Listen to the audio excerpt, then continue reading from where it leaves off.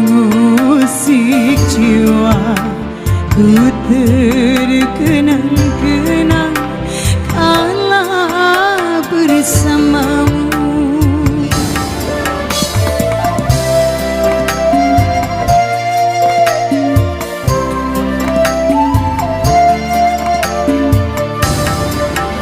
Tak terasa sudah air mataku jatuh berlinangan membasahi pipiku. Ku baca suratmu dan ku pandangi potretmu, semakin pilu rasa hatiku, rindu yang kian membiru. Suara denting gitar mengusik jiwa, ku terkenang-kenang kala bersamamu.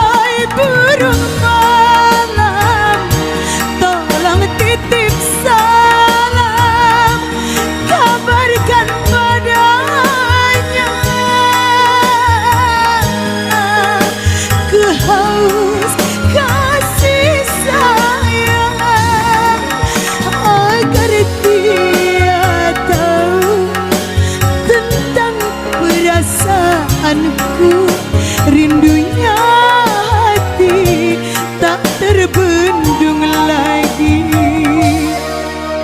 Suara denting gitar mengusik jiwa, ku terkenang-kenang kala bersamamu.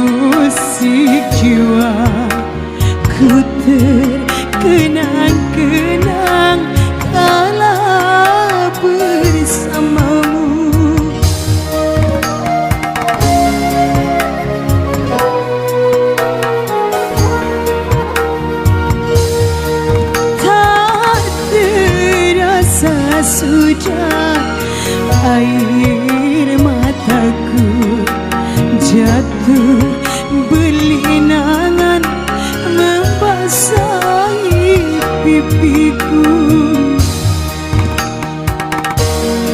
Oke baik, Toruma yang berbahagia karena berhubung karena sebentar lagi kan masuknya waktu salat fardu zuhur, kita beri